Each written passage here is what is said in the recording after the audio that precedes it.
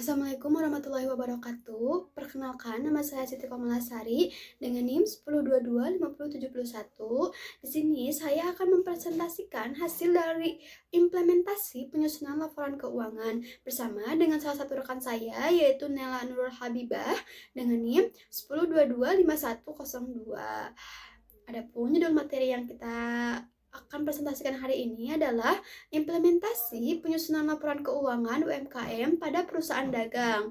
Studi kasus Reva Jaya Tekstil. Tujuan dari mengimplementasikan ini adalah yang pertama, untuk memenuhi tugas evaluasi akhir semester (EAS) pengantar akuntansi. Yang kedua, mengidentifikasi transaksi, mencatat dan menyusun laporan keuangan Reva Jaya Tekstil. Yang ketiga, penerapan standar akuntansi keuangan entitas mikro, kecil, dan menengah. Profil usaha yang kita dapatkan dari hasil wawancara, yang pertama, pemilik usaha itu bernama Bapak Muhammad Apip Satibi. Tahun berdirinya pada tahun 2024, transisi dari perantara menjadi distributor mandiri. Awal mulanya Bapak Apip ini hanyalah seorang perantara atau calo kainnya pada tahun 2023. Kemudian Bapak Apip ditawarkan untuk membuka toko kain sendiri menjadi distributor mandiri oleh produsen. Bidang usaha perdagangan tekstil, jual beli kain rolan.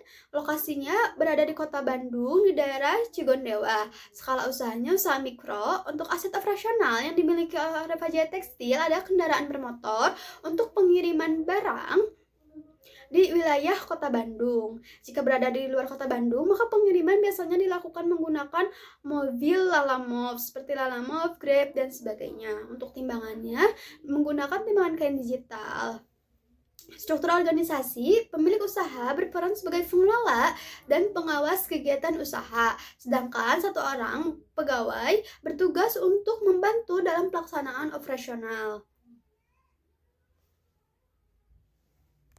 Siklus operasional yang pertama, pengadaan atau pembelian barang. Bapak Afif membeli stok kain rolan dari produsen. Total yang didapatkan pada pembelian Desember 2025 itu sebesar 224 juta.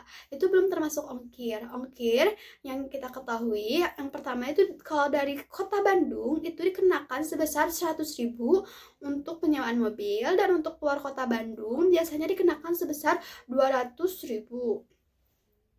Verifikasi pengecekan kuantitas menggunakan timbangan kain. Ketiga, penjualan. Distribusi ke pelanggan atau konveksi. Total yang didapatkan pada Desember 2025 kemarin sebesar 397 juta. Untuk ongkir, pembeli membayar ongkirnya sendiri. Distribusi. Pengiriman menggunakan motor operasional hanya di wilayah Kota Bandung, dan apabila pembelian itu cuma 1 atau 2 kain rolan saja. Sumber daya dikelola pemilik dan dibantu oleh 1 orang tenaga kerja. Untuk biaya operasional ada biaya rutinan, sewa ruko, listrik, air, dan gaji pegawai. Identifikasi transaksi keuangan yang kita dapatkan dari hasil wawancara, ada modal usaha yang disetorkan oleh Bapak Apip sebesar 18 juta. Untuk aset tetapnya adalah pembelian motor sebesar 15 juta. Motor yang dibeli oleh Bapak Apip ini motor bekas, dan untuk timbangannya sebesar 600.000. Pembelian stok pada Desember 2025 kemarin sebesar 224 juta dilakukan secara kulakan atau borongan dari produsen. Yang kedua ada penjualan omset.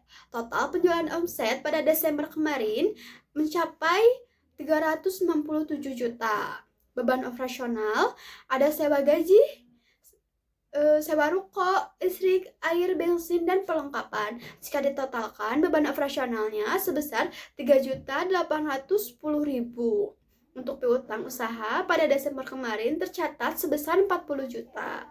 Untuk pencatatan akuntansi lebih lanjut akan dijelaskan oleh salah satu rekan saya yang bernama Nela Nurul Habibah. Baik, di sini saya akan menjelaskan mengenai penyusunan laporan keuangan.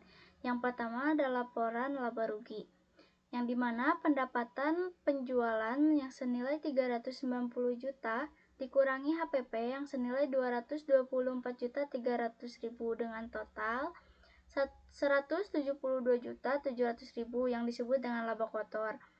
Lalu di sini juga ada beban-beban operasional yang terdiri atas beban sewa, beban gaji, beban listrik dan air, serta beban bensin. Dengan total beban senilai 3.810.000. Lalu di sini untuk melihat apakah laba ini rugi atau bersih, laba kotor ini kita kurangi dengan total beban yang dengan jumlah 168.890.000. Yang kedua ada laporan perubahan ekuitas, yang dimana modal awalnya itu sekitar 18 juta. Lalu ditambah dengan laba bersih senilai 168.890.000. Lalu dikurangi dengan Prime Tuan Apip senilai 9 juta. Jadi total modal akhir pemilik toko ini senilai 177.890.000. Yang ketiga ada laporan posisi keuangan, yang dimana terdiri dari 3, yaitu aset, liabilitas, dan ekuitas. Dalam aset ini terbagi menjadi 2, yaitu aset lancar dan aset tetap.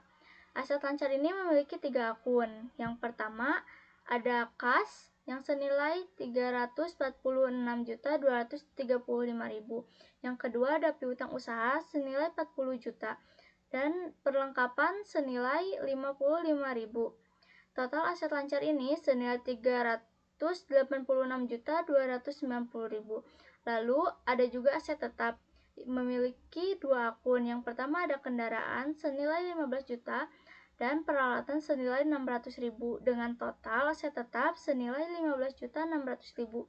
Lalu total semua aset ini senilai 401.890.000.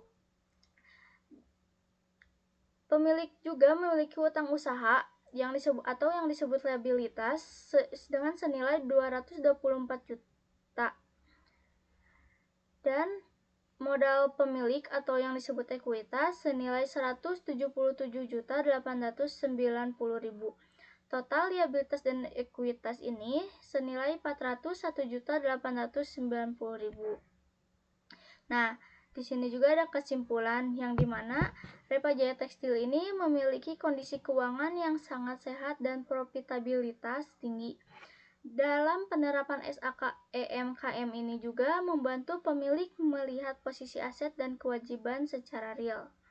Ada juga saran yang pertama itu dalam manajemen piutang. Pemilik sebaiknya membuat kebijakan jatuh tempo yang ketat dan aging schedule agar piutang yang senilai 40 juta ini segera cair. Lalu yang kedua ada kontrol Prime, yang dimana pemilik harus membatasi pengambilan pribadi, misalnya kayak maksimal 20% dari laba, agar modal usahanya juga bertambah. Nah, yang terakhir ada manajemen kas, di mana pemilik harus segera melunasi utang dagang ke supplier untuk menjaga kepercayaan dan mengingat saldo kas juga sudah sangat mencukupi. Baik, sekian presentasi dari kami. Mohon maaf bila ada kesalahan. Wabillahi taufiq wal hidayah. Wassalamualaikum warahmatullahi wabarakatuh.